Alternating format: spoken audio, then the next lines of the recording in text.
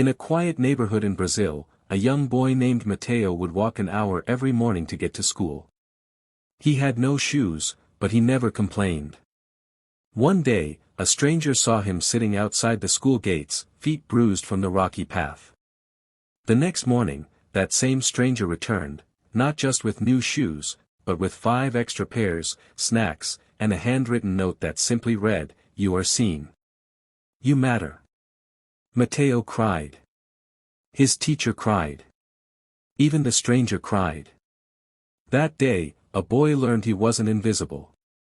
Across the ocean in a freezing part of Canada, a homeless man named Greg stood outside a cafe, holding a cardboard sign that read, "Anything helps." For 3 days, dozens walked past him. Then, a woman named Lara noticed him and went inside. 10 minutes later, she came out, not just with food, but with a thick winter coat, a pair of gloves, and a job application from a nearby shelter that was hiring. She sat with him, helped him fill it out, and even used her own phone as a contact. Greg got the job a week later. Now, he spends his weekends handing out hot soup to others still on the street. In India, a rickshaw driver named Prakash saved a couple trapped in a flood. He had no boat, no safety rope, just his instinct. He tied together plastic containers and wood planks, paddled through rising water, and pulled them from their sinking car.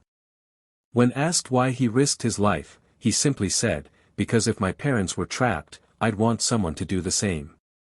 He was given a medal later, but he says the real reward was the hug the couple gave him, soaked in tears and gratitude.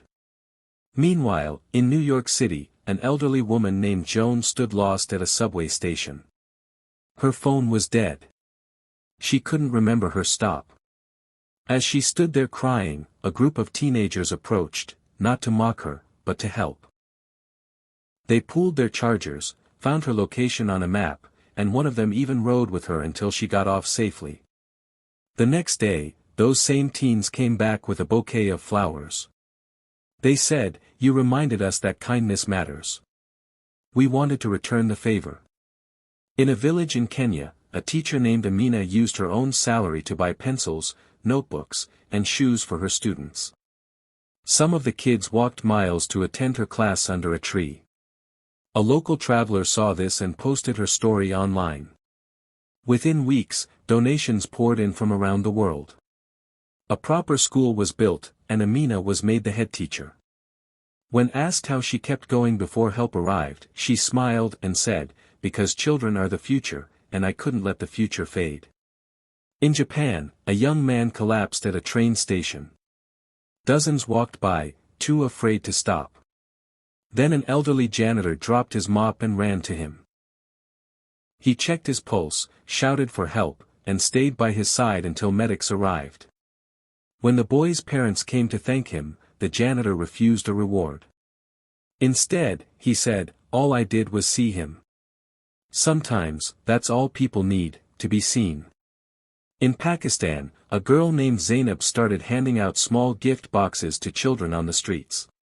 Each box had toys, candy, and a note that said, "You are loved." She used her own pocket money, skipped buying snacks, and even sold her old books. A local news channel picked up her story, and soon a movement began.